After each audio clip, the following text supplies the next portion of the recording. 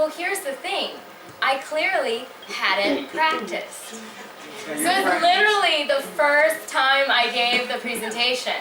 And so what would happen is, that's a great comment, because what you're reacting to is the fact that I didn't practice it.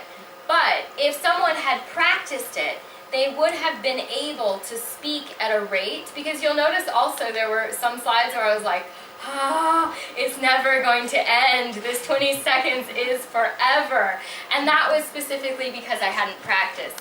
What they say to do is to actually write out a script and read through the script with the slides so you have the timing down to a T. So you're not forcing too much information or too little information. And I think that you have rehearsed it very good, because you spoke so fluently and confidently and without any notes and without anything. But on the other hand, so I think that this number one rubric, preparation, can be graded as maybe even 4 above standard. But on the other hand, about the text, there was no text on the slides. Maybe it's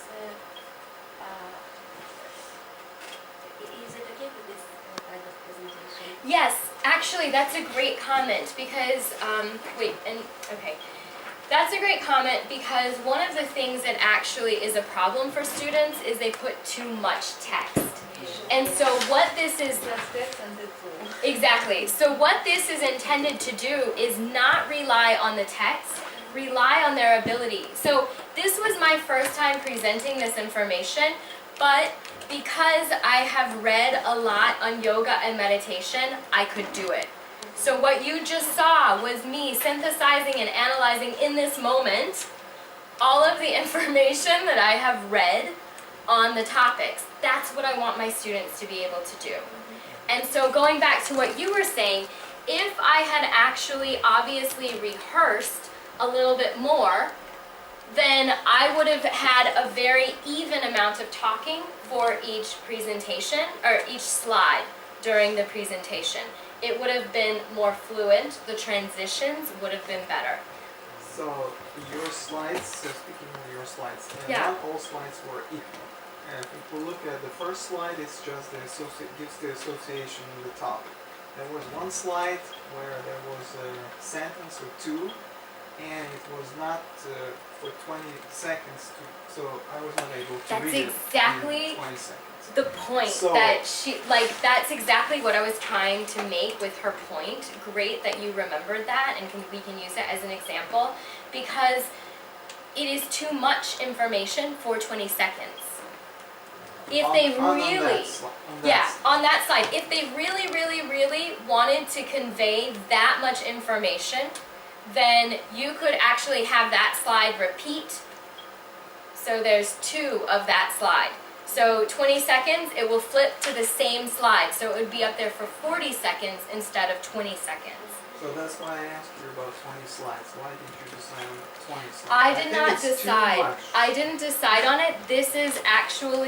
This was created by some architects in Japan. And the reason that they created it was because architects tend to talk too much during their presentations.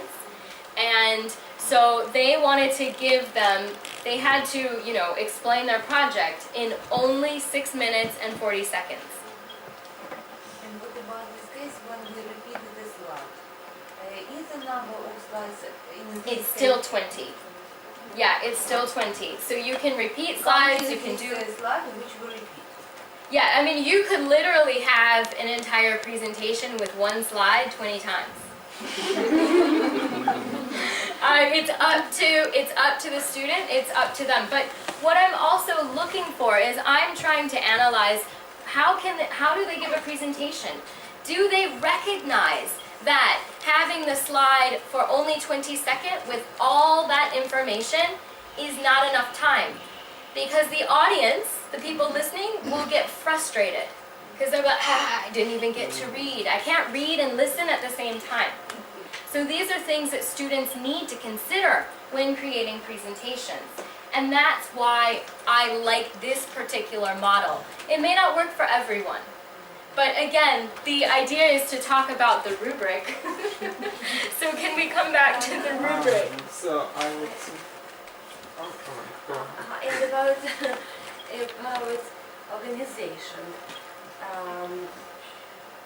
is it the organization of the whole, do you mean the whole presentation or the organization of images?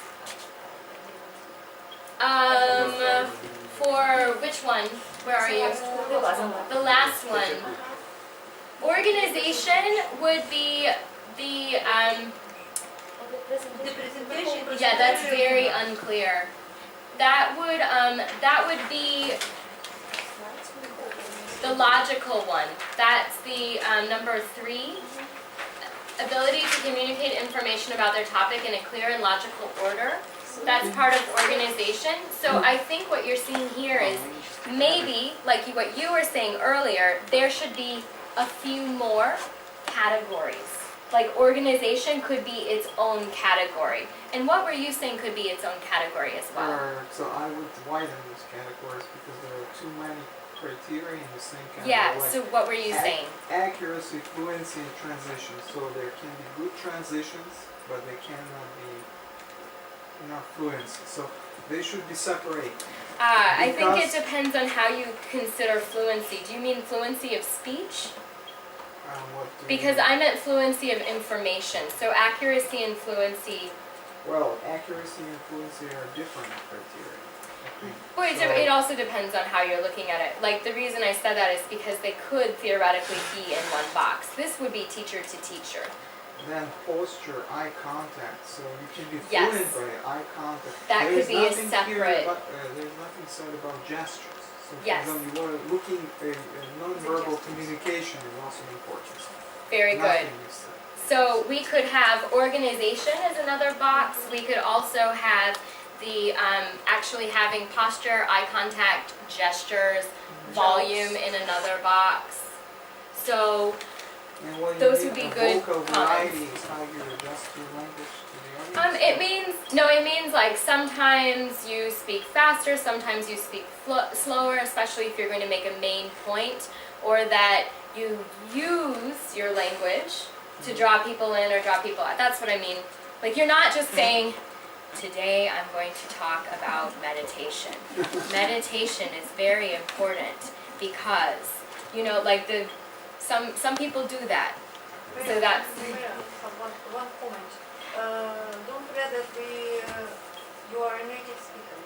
But what about our students?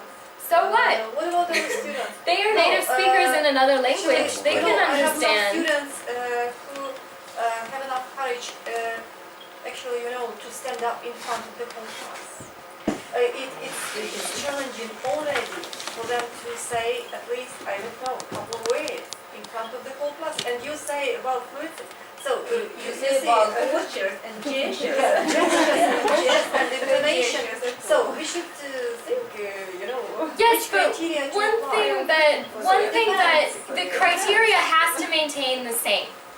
Otherwise, it's not fair to all the learners. It's Sure. not fair to say you can be graded in this way and you can be graded in this way. That's not, to me, that's unfair. But to address your concern, several things could be done. One, you could have them record online and make a private YouTube channel so that you could see their recording online. Another thing is you could use presentme.com, where it's very much like what I just did, where there's the PowerPoint and the person. And so you can see the PowerPoint going at the same time the person is speaking. So you could grade the same, some of the elements would change, but you can still see posture. If they're doing, okay, let's pretend I'm on YouTube, right? And if instead of standing like this or sitting like this, they're like this, you can still assess posture. That's not very engaging posture. The other thing is in class, I taught Chinese students. I mean, Chinese students are notorious for being absolutely terrified of going up in front of the classroom and giving a presentation. But in the future, for their work, they have to be able to do it. And so what I do is I look at this as an opportunity for students who do feel that way to try in a safe environment where if they fail, it's okay. I mean, it's just probably It's training. it is, you know, and the thing is too is we do a lot of practice in the class as well. It's not just suddenly do a presentation, right? There has to be scaffolding throughout the course. Like I might have them give mini presentations. Oftentimes before their presentation day, I have them sit in groups of 4 and I have them give their presentations to each other while the other students are filling out this form and giving them feedback. And part of the reason I do that is, number one, so they're doing it, they at least get one opportunity to present if there's enough time. That's a long time though. It's 6 times 4 is 24 minutes. So in an hour and 20 minutes, they could practice maybe twice if we switch the groups around. But we also want to allow time for feedback. So more like 40 minutes. After 6 minutes and 40 seconds, you get about 3 minutes of feedback, you know, and then the next person goes. So, but at least they get one time to practice in front of people. And so that way, their group mates that they practice with, on the day they're giving the presentation, they can look at those 4 people. And they're still making eye contact. But they feel more comfortable because the students are also like, yes, this is right, this is what you were doing. So it can help them. But that's a really good point. I mean, frequently we do have students that are really afraid of standing up. But I think that we can empower them and we should empower them to be better speakers. And this is our main goal, the main goal of our job, to teach them. Right. Yeah, we teach them everything, so we have to teach them doing presentations, and doing it the right way. It's part of public speaking, and public speaking Yeah. is always difficult, so it's Yeah. psychological. Yeah. Just to overcome the psychological barrier. It's true. And that's why with scaffolding and doing it several times and in many different ways, they feel more comfortable, at least with each other. So that helps them to overcome that psychological barrier that you mentioned. Thank you for that. And if we come back to our rubric, Yes. I think that the quality of